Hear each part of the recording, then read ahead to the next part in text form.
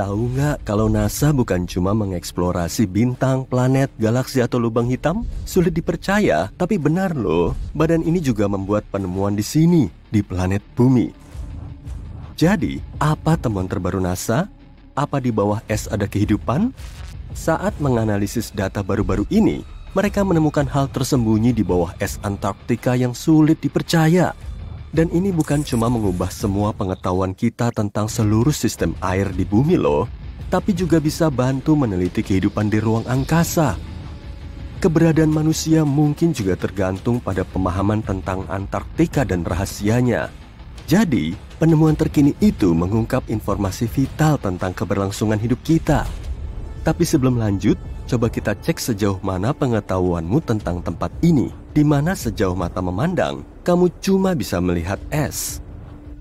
Antarktika adalah salah satu dari 7 benua yang berlokasi di belahan bumi selatan.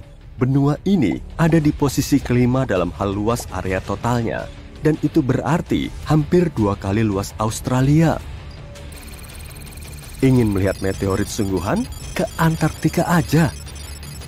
Karena iklimnya yang kering, Antarktika adalah salah satu tempat terbaik untuk mengamati ruang angkasa. Lebih kerennya lagi, kamu bisa menemukan meteorit di permukaan putih benua itu. Ilmuwan telah mengumpulkan sekitar 45.000 meteorit dari sana, dan diperkirakan masih ada 300.000 meteorit lagi. Karena di sana tidak banyak batu terestrial, mudah bagi mereka untuk menemukan meteorit berkat warnanya yang gelap.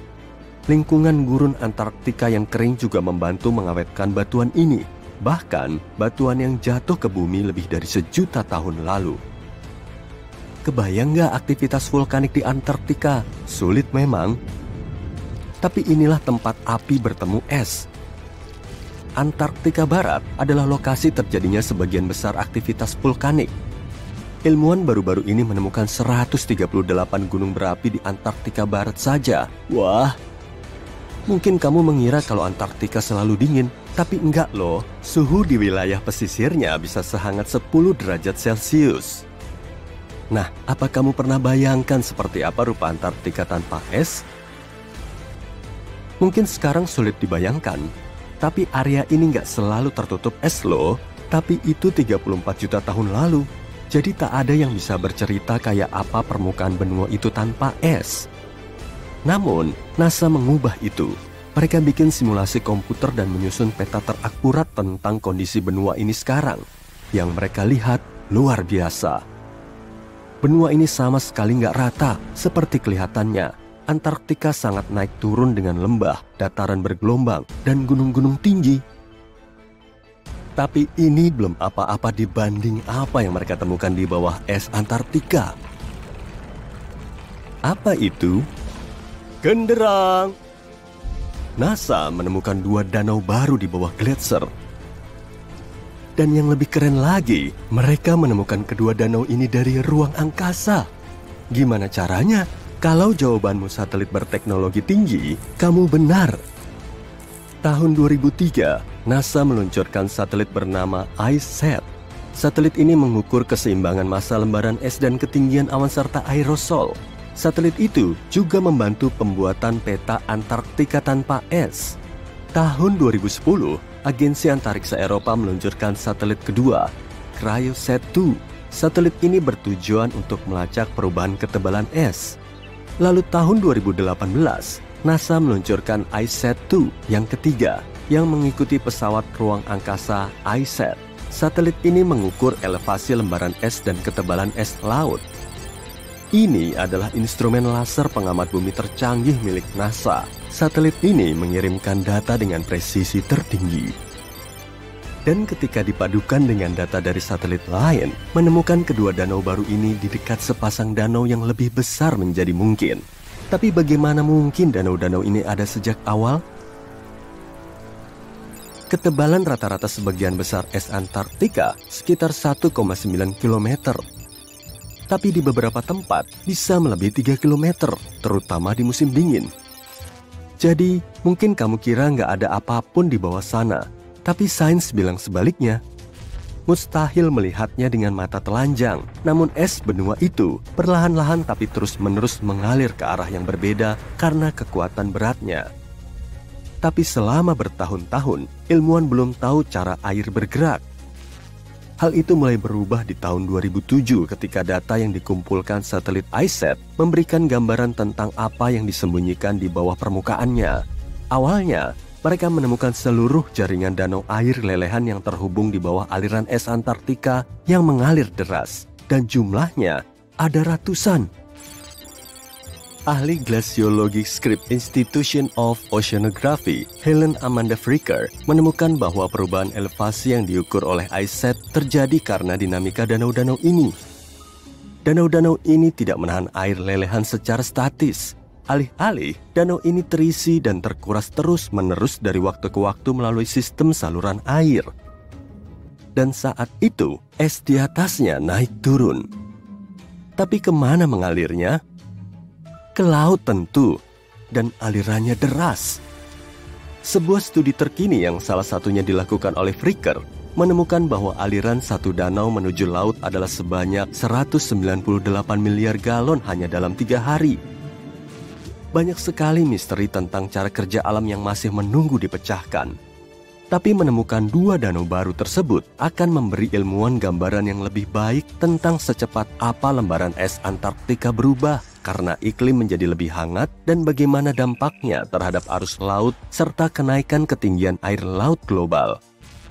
Siklus pengisian dan pengurasan danau juga menyebabkan lembaran es mengalami retak-retak dan celah dalam. Jadi, informasi yang mereka temukan dari danau-danau baru ini juga memberi mereka pemahaman lebih baik tentang kerusakan permukaan es. Mereka juga akan mampu menilai bagaimana sistem pengisian dan pengurasan ini mempengaruhi kecepatan es tergelincir ke laut dan samudera. Dan itu berarti mereka bisa mengevaluasi bagaimana tambahan air tawar bisa mengubah ekosistem laut. Penemuan ini juga bisa menyimpulkan apa ada kehidupan di bawah es. Wih. Ilmuwan mengebor sampai sekitar 1068 meter es dan menemukan sampel air yang diambil dari salah satu danau itu mengandung 10.000 sel bakteri per milimeter. Jumlah kehidupan bakteri setinggi itu adalah pertanda baik. Karena berarti perairan yang mengandung es juga bisa mendukung bentuk-bentuk kehidupan yang lebih tinggi, seperti binatang mikro, dan bahkan mungkin salah satu danau baru ini adalah tempat tinggalnya. Tapi hal yang paling seru, danau baru itu bisa bantu mereka memahami apa mungkin ada kehidupan di planet-planet lain. Ilmuwan percaya kehidupan apapun di bawah permukaan planet Mars yang membeku mungkin mengikuti pola yang teramati di danau Antartika. Jadi, ada kemungkinan mereka akan menemukan informasi penting baru tentang jenis kehidupan yang pernah ada di planet merah itu. Tapi kamu tak akan mau berada di sana di musim dingin. Suhu terendah di bumi yang bisa kamu alami adalah minus 89 derajat Celcius di tahun 2010. Bahkan terjadi suhu yang lebih rendah lagi, minus 93 derajat Celcius. Dan kamu akan merasakan hawa dingin ini jauh lebih parah karena angin kering dan kencang. Apa kamu tahu bahwa luas permukaan es di Antartika juga berubah sepanjang tahun? Di musim panas, luasnya sekitar 3 juta kilometer persegi. Tapi saat musim dingin, luasnya bertambah jadi 19 juta kilometer persegi. Meskipun ada perubahan, Antartika tetap merupakan area es terluas di bumi. Sorry Arktik, kamu kalah. Apa kamu tahu penguin kecil imut ini? Anggap hewan-hewan ini sebagai penduduk lokal, karena di sini nggak ada penduduk asli. Benua ini bukan milik siapa-siapa, karena tak ada satupun negara yang memilikinya. Tapi kamu tahu nggak siapa pemilik sebenarnya? 5 spesies penguin yang berbeda, anjing laut, dan paus pembunuh. Haha. Meskipun kondisi alamnya keras, kamu bisa loh mengunjunginya sebagai turis untuk memancing dan berbagai tujuan penelitian. Sekitar 5.000 orang tinggal di benua ini di musim panas di berbagai stasiun riset. Tapi saat datang musim dingin, jumlah itu secara alami turun menjadi 1.000. Lapisan es Antartika merupakan 70% persediaan air tawar dunia. Bayangin apa yang akan terjadi kalau es itu meleleh. Ketinggian laut global akan naik sampai 60 meter. Megalodon adalah makhluk terbesar yang pernah ada di bumi. Ukurannya lebih panjang dari rata-rata bus sekolah dan bobotnya bisa dengan mudah melampaui berat total 10 ekor gajah. Tapi di mana hewan ini hidup? Bagaimana akhirnya ukuran ikan ini bisa sangat besar? Dan yang paling penting, kenapa mereka punah sekarang? Yuk kita cari tahu. Megalodon adalah predator terbesar yang pernah dikenal dalam sejarah planet kita. Adapun lokasinya, Megalodon hidup hampir di semua perairan di planet kita, kecuali di dekat kutub. Alasan nggak adanya gigi Megalodon yang ditemukan di Antartika mungkin karena makhluk raksasa itu cuma bisa beradaptasi di perairan tropis dan subtropis yang hangat. Megalodon muda suka berada di dekat pantai, sedangkan yang sudah dewasa lebih suka area pesisir. Tapi hiu ini juga bisa dengan mudah pindah ke laut terbuka. Dari mana kita bisa tahu persebaran Megalodon begitu luas? Kita cuma bisa menduganya berdasarkan fakta bahwa lokasi paling utara fosilnya ditemukan adalah di lepas pantai Denmark dan yang paling selatan di Selandia Baru. Pembahasan tentang bagaimana Megalodon mencapai ukuran ini masih terbuka dalam komunitas ilmiah. Baru-baru ini mereka menemukan bahwa enggak semua spesimen dari spesies menarik ini mencapai ukuran raksasa yang sama. Ini ada kaitannya dengan hal kecil yang disebut kaidah Bergman, yang menyebutkan bahwa suhu lingkungan sekitar berpengaruh terhadap ukuran tubuh hewan, karena hewan harus menyimpan atau melepaskan panas. Megalodon yang sampai di perairan lebih sejuk mungkin butuh berat badan lebih untuk memastikan mereka bisa bertahan di suhu rendah. Sebaliknya, Megalodon yang hidup di perairan hangat harus berukuran lebih kecil guna menghindari kepanasan. Tapi kayak apa sih tampilan ikan raksasa ini? Kebanyakan ilustrasi modern menunjukkan Megalodon yang mirip hiu putih besar raksasa. Tapi sepertinya ini belum tentu benar. Kemungkinan Megalodon memiliki hidung jauh lebih pendek dan rahang lebih rata, yang kelihatan seperti tergencet jika dibandingkan hiu putih besar. Kelihatannya, Megalodon juga punya kesamaan dengan hiu biru modern, yaitu sirip dada yang ekstra panjang. Megalodon butuh ini untuk menopang bobot dan ukuran mereka saat bergerak di perairan planet ini. Terakhir, Megalodon betina tampaknya berukuran 2 kali lebih besar dibanding yang jantan. Adapun anak-anak Megalodon meskipun masih kecil, ukurannya sudah sangat besar, setidaknya 2 meter dari hidung sampai ekor. Dari mana kita bisa tahu?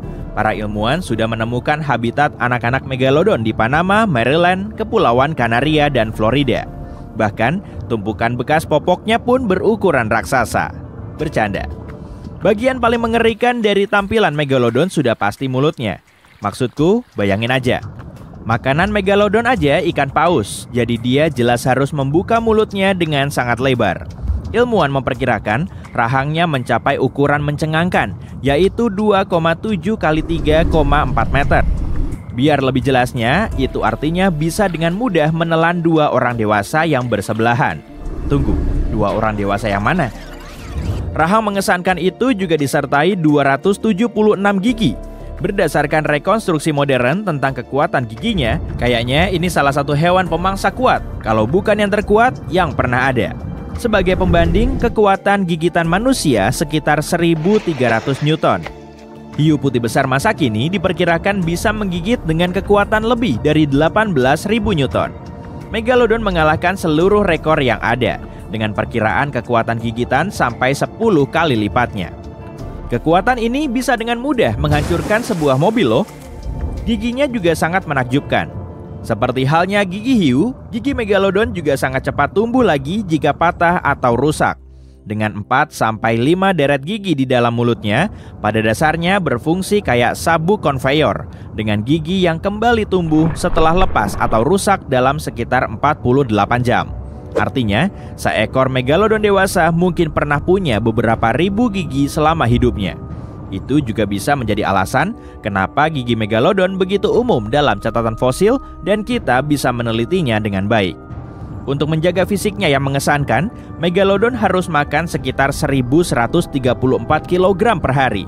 Susah membayangkannya? Itu setara dengan 1/4 ekor sapi per hari untuk bisa bertahan. Itu kayak kalau kamu harus makan 3.300 kaleng ikan tuna setiap hari. Kata Megalodon sudah banyak kusebut, tapi apa sudah kusinggung dari mana asal namanya? Jika diterjemahkan dari bahasa Yunani, Megalodon berarti gigi raksasa. Bangsa Yunani memang cerdas. Nama ilmiah hiu raksasa ini agak rumit pengucapannya, yaitu Karchaloclis megalodon. Tapi apakah predator raksasa ini benar-benar sudah punah? Kita cenderung percaya begitu adanya, tapi sejujurnya kita lebih mengenal permukaan Mars dibanding kedalaman lautan. Kita sepertinya baru menjelajahi 15% dari seluruh laut kita. Siapa yang tahu ada apa di kedalaman laut sana? Mungkin beberapa predator purba. Palung Mariana adalah palung laut terdalam di bumi. Challenger Deep, bagian terdalam dari Palung Mariana, sangatlah dalam hingga seluruh gunung Everest bisa tenggelam di dalamnya. Dan masih tersisa lebih dari 2 km sampai ke permukaan. Dalam banget ya. Jika 1 atau 2 megalodon butuh tempat istirahat, maka lokasinya harus sangat rahasia. Akan tetapi, Palung Mariana bukan tempat tinggal yang nyaman karena suhu yang dingin dan diselimuti kegelapan total serta alasan lainnya. Suhu di sana sekitar 2 derajat Celcius sepanjang tahun. Dan terlebih lagi, tekanannya 1000 kali lebih kuat dibandingkan di permukaan laut. Bisa diasumsikan jika ada megalodon yang bersembunyi di sana, mungkin bentuk gigi-gigi dan tulangnya nggak akan bagus lagi. Karena tekanan yang sangat kuat di Palung Mariana, protein dan kalsium akan larut dan hancur. Karena itulah, snailfish hadal, ikan penghuni laut terdalam yang pernah ditemukan, telah berevolusi menjadi hewan bertulang rawan lentur, bukannya tulang biasa. Untuk bertahan di sini, megalodon juga butuh belajar bergerak dalam kegelapan total. Itu berarti megalodon akan menjadi ikan biopendar atau berevolusi hingga punya mata besar seperti cumi-cumi raksasa. Meskipun kedengarannya seperti ide bagus dan menarik untuk naskah film, kebanyakan ilmuwan berpendapat itu mustahil. Kenapa? Ya, mayoritas dari mereka bilang itu karena ukuran megalodon. Kebanyakan makanan yang disukai megalodon ada di area laut dangkal, bukan di laut dalam. Spesialis percaya, jika hewan ini masih benar-benar menjelajahi perairan kita, maka mustahil kita nggak mengetahuinya. Mereka pastinya butuh muncul sesekali untuk makan kan? Makanan juga jadi penyebab yang paling mungkin kenapa megalodon nggak ada lagi. Meskipun sebagian spesialis percaya megalodon punah karena penurunan suhu air laut, sebagian besar ilmuwan menyatakan bahwa dinamika pergeseran rantai makanan lebih memungkinkan jadi penyebabnya. Ini karena pada suatu titik, sumber makanan utamanya, paus balin, semakin sedikit jumlahnya. Dan di saat yang sama, pesaing alaminya yaitu predator yang lebih kecil seperti hiu putih besar dan paus meningkat jumlahnya. Megalodon memang hidup di planet ini jauh lebih lama dari kita dan jauh sebelum kita ada. Hewan ini bertahan di bumi hampir 70 kali lebih lama dibanding kita, manusia modern, dengan menghuni laut kira-kira selama 20 juta tahun. Homo sapiens muncul sekitar 300.000 tahun lalu. Megalodon berhasil bertahan begitu lama terutama karena ukurannya yang enggak ada tandingannya. Jelas saja, ikan ini bisa makan hampir apa saja yang ada di laut saat itu. Megalodon maupun dinosaurus memang sama-sama makhluk prasejarah, tapi keduanya enggak hidup di bumi di masa yang sama. Kemungkinan dinosaurus punah 66 juta tahun lalu. Tampaknya Megalodon muncul agar lebih belakangan. Itu karena fosil megalodon tertua yang telah kita temukan berasal dari periode Miosen yang dimulai 20 juta tahun lalu. Sampai jumpa lagi, Mike. Kita semua pasti pernah bermimpi untuk mengunjungi Arktika dan menyaksikan keajaiban alam seperti beruang kutub bermain-main di atas bongkahan es atau indahnya aurora borealis di langit. Nah, tapi berbeda halnya dengan di Antartika yang tidak akan dibanjiri turis dalam waktu dekat. Ingin tahu kenapa? Yuk kita bahas lebih lanjut. Pertama, di mana letak Antartika? Letaknya di belahan bumi selatan, tepatnya di Kutub Selatan. Benua ini dikelilingi oleh Samudra Antartika dan hampir seluruhnya tertutup es, menjadikannya salah satu tempat paling terpencil dan paling dingin di bumi. Apa kamu pernah bertemu seseorang yang sudah mengunjungi Antartika? Pasti belum kan? Antartika adalah salah satu tempat yang paling jarang dikunjungi di planet ini dan hanya segelintir petualang beruntung yang pernah melihat langsung wilayahnya yang sebagian besar terdiri dari gletser dan hamparan es. Tapi percaya deh, margasatwa dan pemandangan di sana sungguh luar biasa.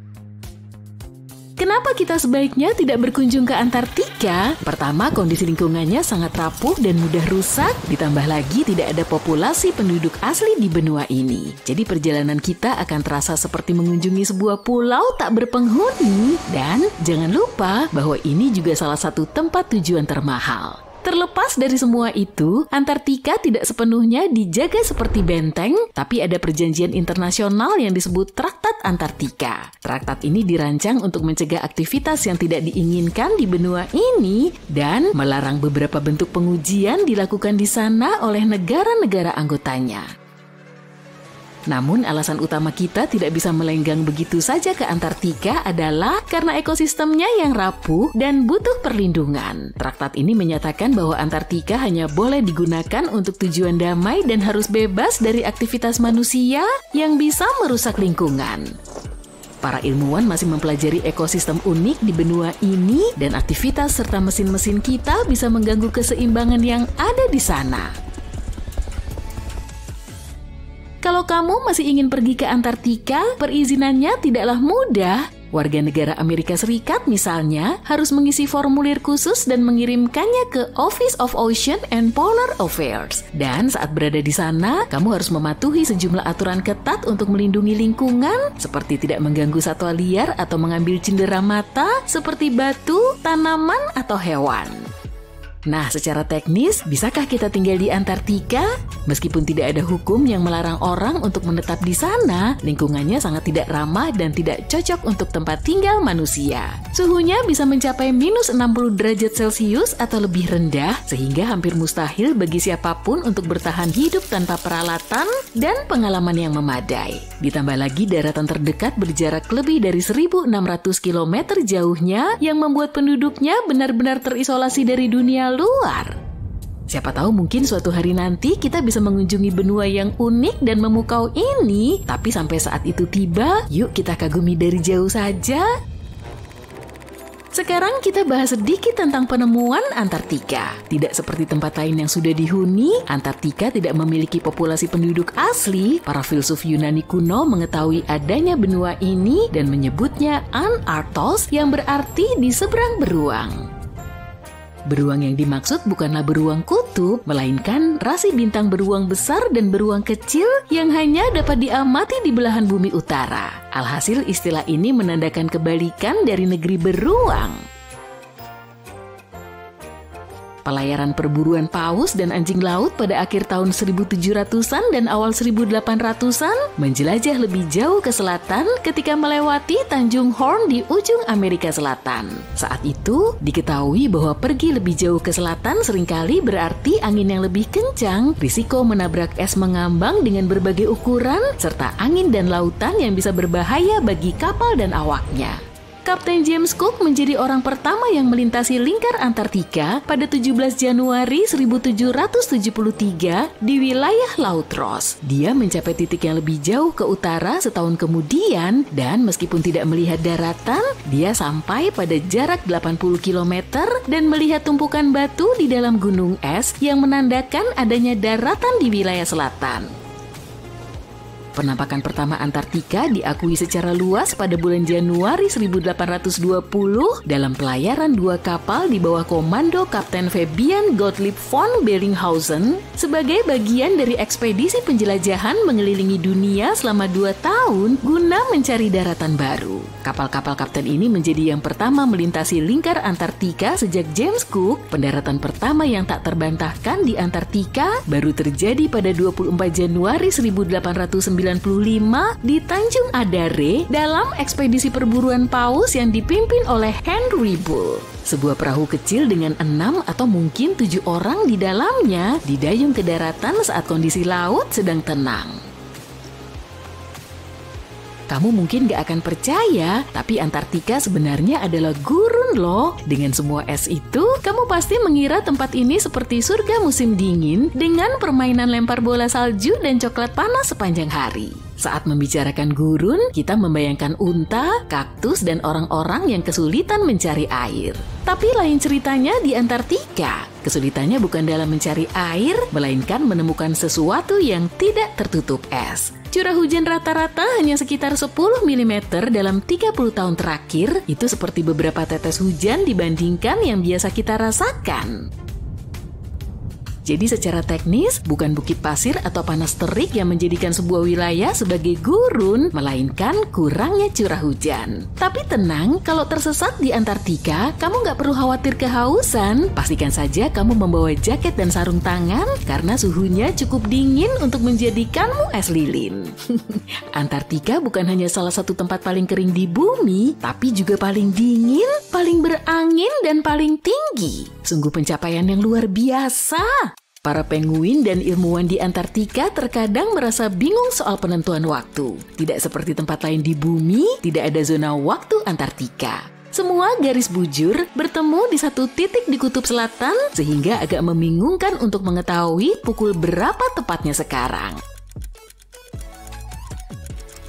Kamu mungkin berpikir, terus gimana dong para ilmuwan dan peneliti mengetahui waktu di sana? Pertanyaan bagus. Mereka biasanya berpegang pada zona waktu negara dari mana mereka berangkat. Akan tetapi karena ada berbagai pos dari seluruh dunia di semenanjung Antartika, situasinya bisa menjadi sedikit rumit. Bayangkan mencoba berkoordinasi dengan negara tetangga tanpa membangunkan mereka secara tidak sengaja di tengah malam.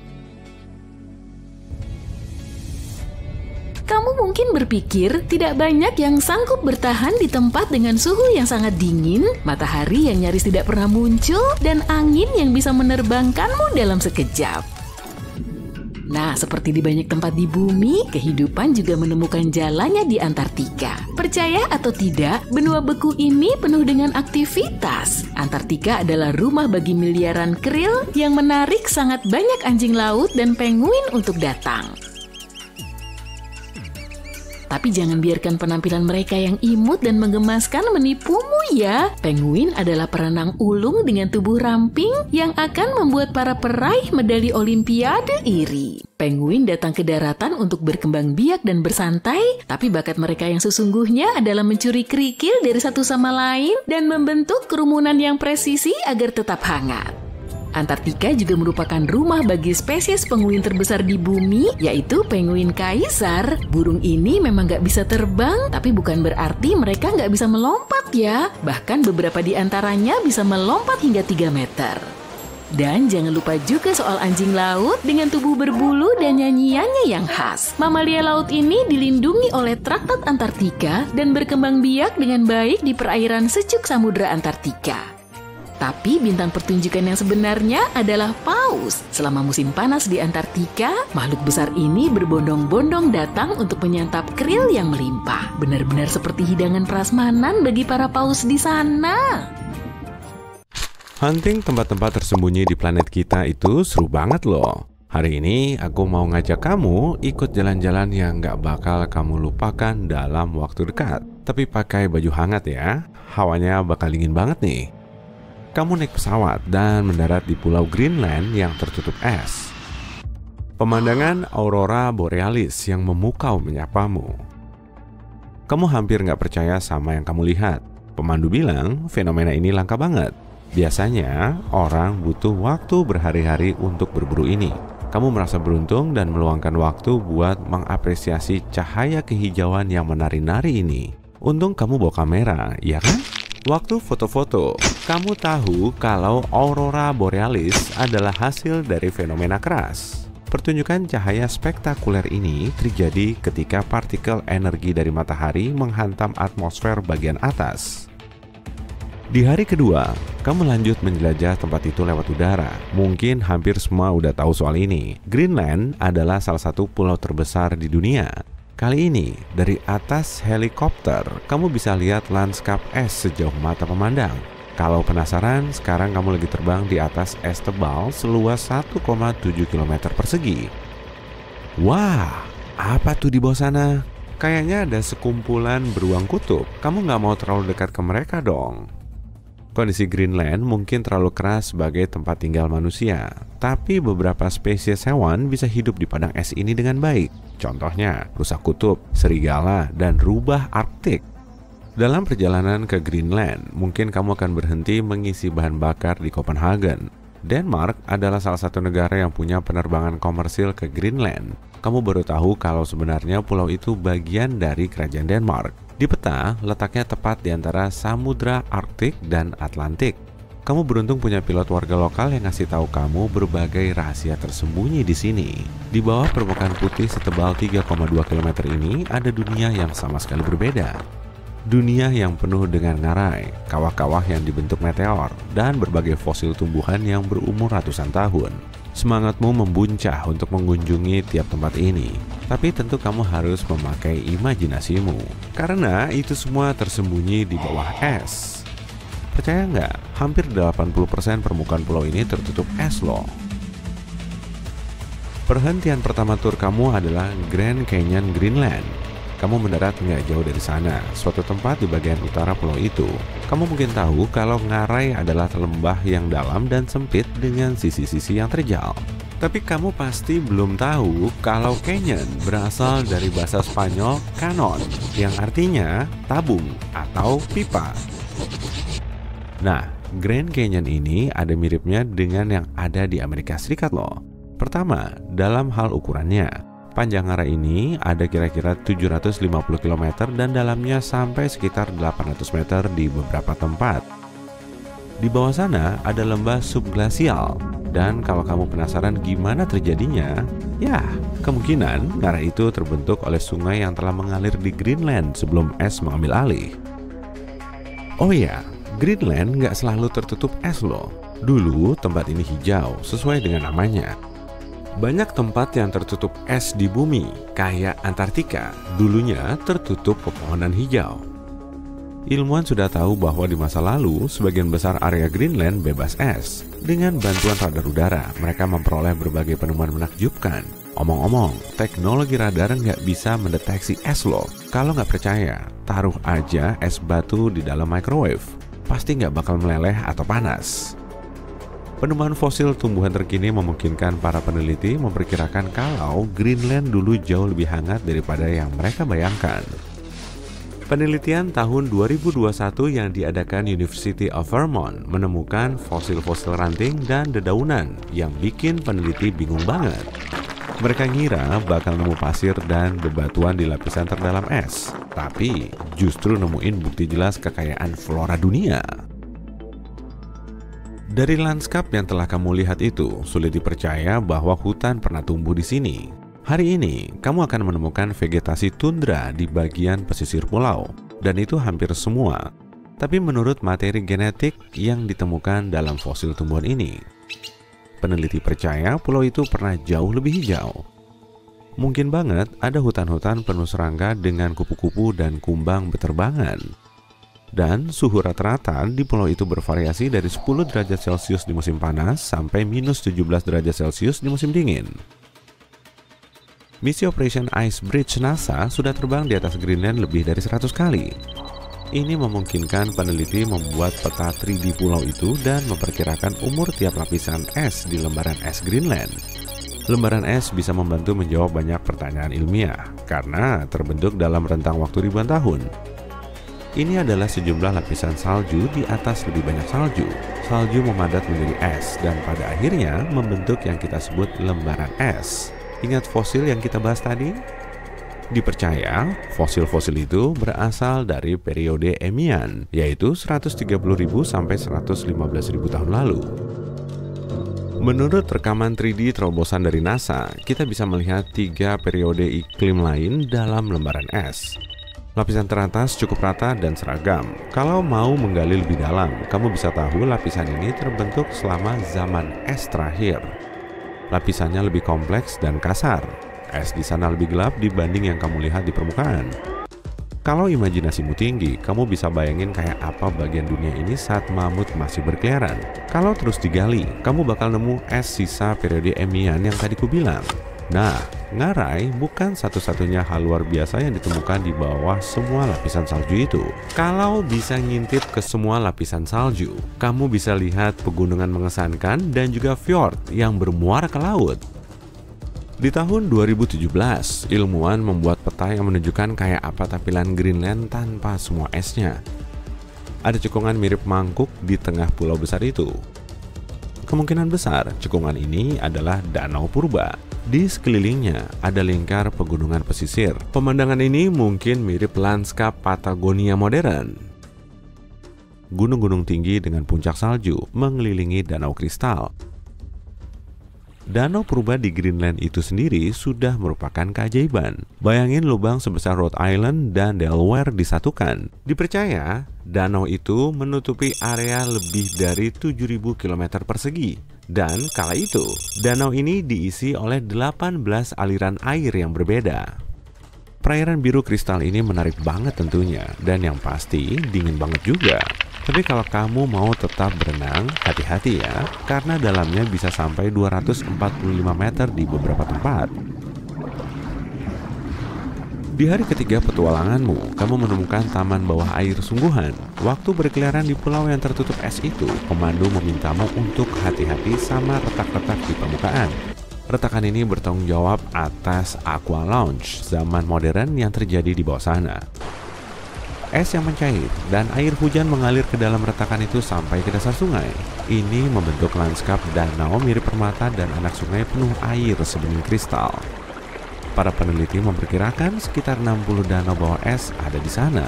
Dan ya, itu danau beneran. Mungkin salah satu fitur tersembunyi paling berkesan di pulau ini adalah kawah meteor. Di bawah gletser Hiawatha, bisa kamu temukan sebuah kawah benturan selebar 30 km, cukup besar buat menelan kota Washington. Sepertinya, asteroid besi selebar 1,6 km menabrak atmosfer bumi dalam 100.000 tahun terakhir dan memilih Greenland sebagai titik pendaratannya. Kalau memang ada orang yang melihatnya, dia pasti menyaksikan pertunjukan dahsyat berupa bola api putih yang bersinar menembus langit. Ilmuwan berspekulasi, jika mendarat di lembaran es, meteor ini pasti akan menguapkan baik air maupun batu. Orang yang berdiri ratusan kilometer dari lokasi benturan akan mendengar suara seperti petir memekakan telinga dan merasakan angin berkekuatan hurikan. Tapi itu masuk akal. Kecepatan meteor memasuki atmosfer bumi kurang lebih 72.500 km per jam.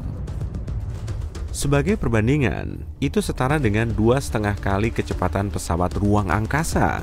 Meteor ini pastinya bakal bikin kehebohan dan meninggalkan kawah lebar di tanah. Tahukah kamu bahwa era Pleistosen sangat penting dalam sejarah bumi? Ini adalah saat zaman es terakhir terjadi dan gletser menutupi sebagian besar planet ini. Periode ini berlangsung selama sekitar 2,6 juta tahun dan berakhir sekitar 11.700 tahun yang lalu. Lebih kerennya lagi, manusia modern seperti kita berevolusi selama periode ini dan menyebar ke seluruh penjuru bumi sebelum zaman es berakhir. Ada juga beberapa hewan unik yang hidup selama masa Pleistosen seperti mamut berbulu dan kucing bergigi pedang. Sayangnya banyak dari mereka punah pada akhir periode ini. Bumi memiliki pola cuaca yang cukup ekstrem selama 2,4 miliar tahun terakhir. Meskipun sebagian besar planet ini tidak diselimuti es, kita kini mengalami siklus keluar masuk zaman es. Selama periode glasial, suhu menurun dan sebagian besar wilayah bumi tertutup es. Semua berawal dari sedikit salju yang kemudian menumpuk seiring waktu. Es memantulkan sinar matahari, membuat segalanya menjadi lebih keren. Hasilnya, gletser yang luas perlahan bergerak menuju Khatulistiwa, mengubah lanskap yang dilaluinya. Dan ketika es mencair, permukaan air laut kembali naik dan segalanya berubah lagi. Totalnya sejauh ini sudah terjadi setidaknya 5 zaman es. Zaman es yang pertama begitu dahsyatnya sehingga seluruh planet berubah menjadi bola salju raksasa. Saat ini kita sebenarnya tengah berada di zaman es, tapi kita sedang melalui masa hangat sementara yang dimulai sekitar 11.000 tahun lalu. Periode hangat ini disebut interglasial dan kita tidak tahu berapa lama periode ini akan berlangsung. Masih ada lapisan es besar yang menutupi Antartika dan Greenland yang menyimpan 75% air tawar di bumi. Ketika lapisan es ini akhirnya mencair, ini akan menandai berakhirnya zaman es saat ini. Suhu bumi dipengaruhi oleh sesuatu yang disebut siklus Milankovitch. Pada dasarnya, tingkat panas yang kita terima dari matahari berubah-ubah selama puluhan, ratusan hingga ribuan tahun karena orbit, kemiringan, dan sudut sumbu bumi. Ada 3 pola yang berbeda dalam siklus ini. Yang pertama disebut eksentrisitas yang berkaitan dengan bentuk orbit kita. Sementara itu yang kedua berkaitan dengan kemiringan sumbu bumi. Dan yang ketiga adalah presesi, yaitu goyangan bumi saat berputar. Tergantung di mana kita berada dalam siklus ini, kita mungkin mengalami suhu yang lebih dingin atau lebih hangat. Tapi hal-hal lain seperti posisi benua dan atmosfer juga berperan dalam nasib planet kita. Sebagai contoh, orbit planet kita tidak sepenuhnya melingkar, bentuknya agak memanjang hampir seperti telur. Artinya kita kadang berada sedikit lebih dekat atau lebih jauh dari matahari, tergantung periode waktu dalam setahun. Kita menyebut titik terjauh dari matahari sebagai apogee dan titik terdekat sebagai perigee. Saat berada di apogee, kita bergerak menjauhi matahari, tapi gravitasi akan menarik kita kembali ke arah matahari. Artinya, orbit kita berubah sedikit setiap waktu, perlahan mengubah posisi kita terhadap matahari. Jangan khawatir, meskipun orbit berubah selama ribuan tahun, ini nggak berdampak besar bagi kehidupan kita sehari-hari. Perubahan orbit bumi dapat mempengaruhi jumlah sinar matahari yang kita terima selama musim panas. Ini berarti lapisan es di belahan bumi utara lebih sedikit mencair, dan seiring waktu, lapisan es itu justru semakin membesar. Seiring pertumbuhannya, lapisan es akan memantulkan lebih banyak sinar matahari yang membuat iklim menjadi lebih dingin dan menyebarkan es lebih jauh lagi. Proses ini berlangsung sangat lama, sekitar 10.000 hingga 20.000 tahun, dan akhirnya membawa planet ini ke zaman es berikutnya. Terkait zaman es berikutnya, para ilmuwan meyakini itu mungkin akan tertunda tanpa batas waktu. Mereka mendapati bahwa interaksi manusia dengan lingkungan seperti penggunaan bahan bakar dapat menunda zaman es berikutnya hingga 100.000 tahun. Zaman es di bumi di masa lalu berkaitan dengan jumlah radiasi matahari serta konsentrasi karbon dioksida di atmosfer. Penelitian ini bahkan dapat membantu kita memprediksi siklus di masa depan. Sungguh luar biasa bahwa tindakan kita sekarang dapat memengaruhi masa depan bumi selama ribuan tahun mendatang. Meskipun tidak terlalu penting kapan zaman es berikutnya dimulai, cukup keren untuk mengetahui bahwa manusia memiliki kekuatan untuk membentuk masa depan dalam skala waktu geologis. Zaman es memiliki dampak yang sangat besar terhadap planet kita dan peradaban manusia, jadi sangat menarik untuk memikirkan bagaimana tindakan kita sekarang dapat mengubah banyak hal, bahkan mungkin menuju ke arah yang lebih baik. Seperti apa kehidupan di planet kita selama zaman es terakhir? Amerika Utara misalnya adalah rumah bagi beberapa makhluk besar. Mamut, kucing bertaring pedang, kungkang raksasa, dan mastodon adalah beberapa di antaranya. Ketahuilah bahkan Eropa pun memiliki burung setinggi 3,3 meter yang tidak bisa terbang dan beratnya hampir sama dengan beruang kutub. Sementara itu di Australia ada kadal raksasa yang hidup di berbagai macam habitat selama periode masa yang sama. Meskipun sebagian hewan dari era Pleistosen sudah punah, kamu mungkin masih bisa mengenali beberapa yang masih ada hingga saat ini. Di Alaska misalnya, masih ada beruang coklat, rusa kutub, dan serigala. Orang-orang seperti kita juga hidup di zaman es. Spesies kita, Homo sapiens, telah ada selama sekitar 300.000 tahun dan kita sudah menyebar ke seluruh dunia sejak saat itu. Beberapa nenek moyang kita tinggal di Afrika selama zaman es dan tidak merasakan dampak dingin sepenuhnya. Sementara yang lainnya menjelajah ke belahan dunia lain, bahkan ke lingkungan glasial yang dingin di Eropa. Kerabat awal kita seperti Neanderthal di Eropa dan Denisovan yang misterius di Asia juga hidup pada masa ini. Meskipun mereka tampaknya sudah punah sebelum zaman es berakhir, sangat menarik untuk memikirkan semua hominid yang berkeliaran di bumi selama periode tersebut. Yang juga menarik adalah bagaimana spesies kita berhasil bertahan hidup di zaman es, sementara sebagian sepupu kita tidak. Beberapa ahli percaya bahwa kemampuan beradaptasi, keterampilan sosial dan komunikasi, serta penggunaan alat berperan besar dalam hal ini. Tahukah kamu, manusia tidak hanya berdiam diri selama masa itu. Mereka berpindah-pindah ke daerah baru. Fosil jejak kaki yang ditemukan di Taman Nasional White Sands di New Mexico membuktikan bahwa manusia sudah ada di Amerika Utara setidaknya sejak 23.000 tahun lalu. Itu dekat dengan puncak zaman es terakhir. Meskipun zaman es sepenuhnya mungkin masih jauh, ada kemungkinan zaman es mini akan segera tiba. Beberapa ilmuwan percaya bahwa sekitar 10 tahun lagi kita akan mengalami penurunan aktivitas matahari yang signifikan. Dan ini akan menyebabkan suhu menjadi lebih dingin di belahan bumi utara. Ini dapat mengakibatkan kondisi yang mirip dengan zaman es kecil pada akhir abad ke-17 ketika sungai Thames di Inggris membeku. Meski para ilmuwan tidak yakin apa yang menyebabkan pendinginan itu, menarik untuk memikirkan potensi perubahannya. Kita sudah pernah melaluinya, jadi kita tahu bahwa manusia kemungkinan besar bisa bertahan hidup di zaman es berikutnya, bahkan jika kita tidak berhasil menemukan cara untuk menghentikan era beku berikutnya. Tapi itu memerlukan konsekuensi yang besar. Seluruh es yang menutupi sebagian besar belahan bumi utara akan berasal dari lautan yang menyebabkan permukaan air laut menjadi turun. Hal ini berarti lebih banyak daratan untuk beberapa negara, tapi juga akan menimbulkan masalah lain. Penurunan permukaan air laut mungkin tampak seperti hal yang bagus pada awalnya. Padahal ini bisa menimbulkan beberapa masalah. Setelah tertutup air asin selama ribuan tahun, lahan baru ini mungkin tidak terlalu subur. Ini berarti tidak memungkinkan untuk bercocok tanam dan kita harus mencari cara lain untuk memenuhi kebutuhan pangan.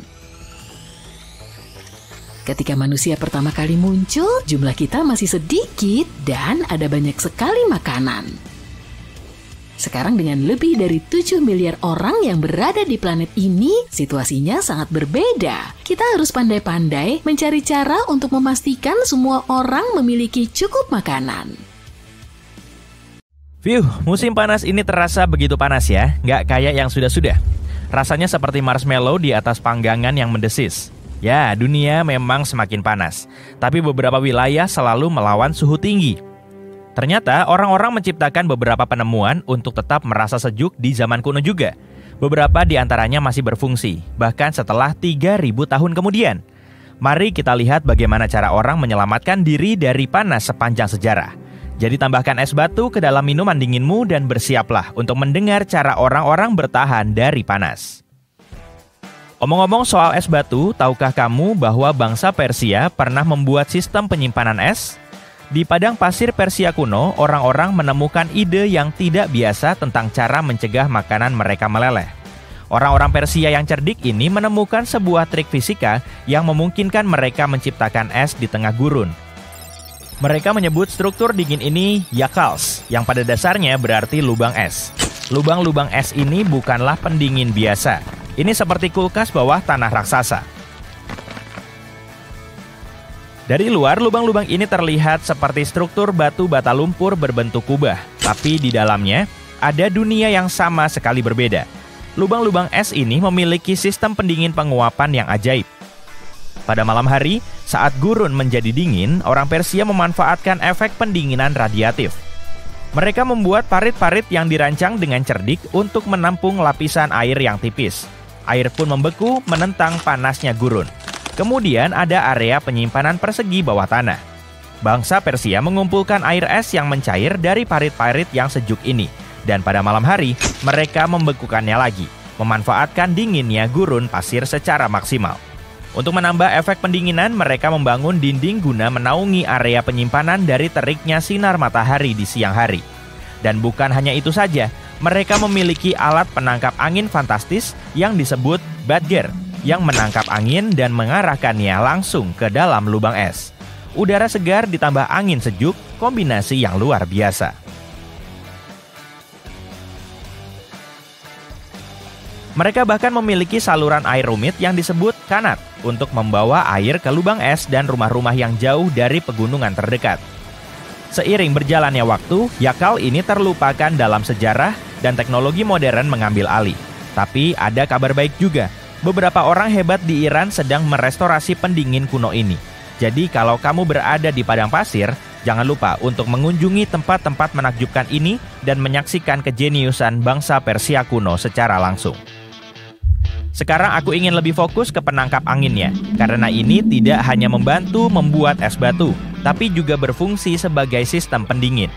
Pada zaman dahulu, keajaiban arsitektur yang cerdas ini sangat populer di tempat-tempat seperti Persia, yakni Iran modern, Mesir, dan Timur Tengah. Bayangkan struktur seperti menara dengan bukaan di berbagai tingkat yang ditempatkan secara strategis untuk memanfaatkan kekuatan angin alami. Bukaan-bukaan ini seperti portal ajaib untuk angin, mampu menangkap hembusan angin yang menyegarkan dan mengarahkannya langsung ke ruang keluarga. Pada dasarnya, ini adalah pendingin ruangan alami. Angin akan mengalir dengan anggun ke bawah, mendinginkan tanah saat menari-nari di dalam bangunan. Rahasianya terletak pada detailnya. Ketinggian menara, jumlah sisi, bukaan, dan posisi baling-baling interior. Semuanya berperan dalam efisiensi menara angin. Berkat penangkap angin ini, masyarakat kuno dapat menikmati suhu dalam ruangan yang nyaman tanpa berkeringat. Dapatkah kamu membayangkan hidup pada masa itu? Merasakan angin sepoi-sepoi yang berhembus di dalam rumah, membuatmu tetap merasa segar dan sejuk. Orang Persia sering dianggap berjasa dalam menciptakan penangkap angin yang mengagumkan ini. Tapi jangan lupakan Mesir. Di sana kamu bisa menemukan jejak struktur serupa yang berasal dari tahun 1300 sebelum Masehi. Ya, penemuan penangkap angin mungkin terjadi di Mesir kuno, tapi Yazd di Iran adalah kota dengan jumlah penangkap angin terbanyak. Orang-orang tidak akan bisa hidup di sana tanpa AC kuno ini karena hampir tidak ada hujan di daerah tersebut sepanjang tahun. Sekarang mari kita lihat eksterior berkulit ganda yang berlubang ini. Bayangkan mendandani bangunan dengan layar berlubang yang mewah. Ini seperti mendandani eksteriornya dengan penuh gaya, sekaligus menjaga agar tetap sejuk di dalamnya. Teknik jenius ini, pertama, menyebarkan cahaya matahari alami, jadi tidak ada sinar matahari yang menyilaukan. Layar ini juga menawarkan keteduhan secara profesional, mengistirahatkan interior bangunan dari teriknya sinar matahari. Anggap saja sebagai pelindung matahari alami untuk rumah. Menempatkan layar ini sekitar 1 meter dari dinding luar akan menciptakan lorong yang semilir untuk sirkulasi udara segar. Dan ini juga menambahkan sentuhan keanggunan pada bangunan. Struktur ini kadang disebut jali. Suhu rata-rata di siang hari Jaipur, India misalnya, adalah sekitar 37 derajat Celcius. Jadi struktur ini adalah penyelamat kehidupan. Jali hadir dalam berbagai bentuk, dibuat dari semen, tanah, dan kayu. Ini merupakan sebuah simbol budaya yang tertanam kuat dalam arsitektur India. Kamu bisa menemukan kehadirannya yang menawan di bangunan-bangunan bersejarah yang ikonik, seperti Taj Mahal yang megah dan Red Fort yang megah di Delhi. Tapi ini bukan hanya sesuatu dari masa lalu. Ini masih mengguncang dunia arsitektur modern, dan pesonanya telah memicu kreativitas para seniman dan desainer di seluruh dunia. Jali menghiasi eksterior bangunan, penampang melintangnya menunjukkan bukaan yang lebih besar di bagian luar dan bukaan yang lebih kecil di bagian dalam. Disinilah efek Venturi berperan dalam memamerkan kehebatan fisika. Saat udara mengalir melalui lorong yang menyempit, kecepatannya bertambah, menciptakan perbedaan tekanan antara bagian dalam dan luar bangunan. Udara yang berhembus dengan kecepatan yang lebih tinggi akan terkompresi, dan ketika dilepaskan, udara akan menjadi dingin. Masrabiyah adalah kisi-kisi kayu atau kasa yang digunakan di Timur Tengah dan Afrika Utara. Keajaiban dekoratif ini seperti tirai jendela. Ini tidak hanya terlihat cantik tapi juga cerdas. Kisi-kisi ini memberi privasi, menaungimu dari sinar matahari dan udara segar dan cahaya bisa masuk. Beberapa orang juga menambahkan pot tanah liat berisi air, pasir, atau jerami basah ke dalam desainnya. Saat berhembus melalui lubang-lubang, udara panas juga melewati permukaan pot yang berpori. kelembapan di dalamnya menguap, lantas mendinginkan udara. Ini adalah teknik berbiaya rendah yang sempurna untuk iklim panas dan kering. Ini ramah lingkungan dan tidak memerlukan listrik. Sekarang, mari kita maju ke masa kini. Para desainer semakin kreatif, memadukan kearifan tradisional dengan teknologi modern. Di Menara Al-Bahar, Abu Dhabi, mereka juga melakukannya. Bayangkan lebih dari 2.000 panel heksagonal yang menari mengikuti gerakan matahari, memberikan keteduhan pada interior bangunan. Penguapan air adalah senjata rahasia lainnya bagi orang-orang kuno. Sederhana namun sangat efektif. Ditambah lagi, orang Mesir kuno menggantungkan tikar basah dan tirai di pintu. Ketika melewatinya, udara menjadi dingin, memberikan kelegaan dari teriknya matahari. Para arsitek zaman kuno ahli dalam memaksimalkan aliran udara. Mereka tahu bagaimana membuat ventilasi silang dan membiarkan udara panas keluar sambil mengundang udara yang lebih sejuk ke dalam ruangan. Omong-omong soal Roma kuno, pemandian adalah tempat yang tepat untuk dikunjungi saat itu. Tempat ini seperti pusat komunitas, orang-orang berkumpul untuk mengobrol tentang politik, berolahraga, dan tentu saja berendam dengan santai. Frigidarium adalah tempat yang sejuk di pemandian Romawi. Setelah berendam air panas di Kaldarium, orang-orang Romawi bergegas ke kolam raksasa ini untuk bersantai. Kemudian di beberapa tempat seperti Kapadokia di Turki, orang-orang pergi ke bawah tanah untuk bersembunyi dari panas. Mereka memahat tempat tinggal yang nyaman di batu vulkanik, memanfaatkan kekuatan pendinginan alami bumi. Jadi, pelajaran yang bisa kita ambil di sini sederhana. Arsitek dan desainer dapat menciptakan keajaiban dengan menggabungkan tradisi lokal dengan teknologi pintar. Death Valley di California punya suhu tertinggi yang terdaftar secara resmi hingga saat ini, yakni 57 derajat Celcius pada tahun 1913. Sementara itu, rekor terik di Afrika mencapai 55 derajat Celcius di Kebili, Tunisia, seperti yang tercatat pada tahun 1931. Di Eropa, suhu tertinggi yang pernah didokumentasikan mencapai hampir 49 derajat Celcius di Sisilia pada bulan Agustus tahun 2021. Kemudian pada tahun 2022, Inggris mengalami musim panas terpanas sepanjang masa.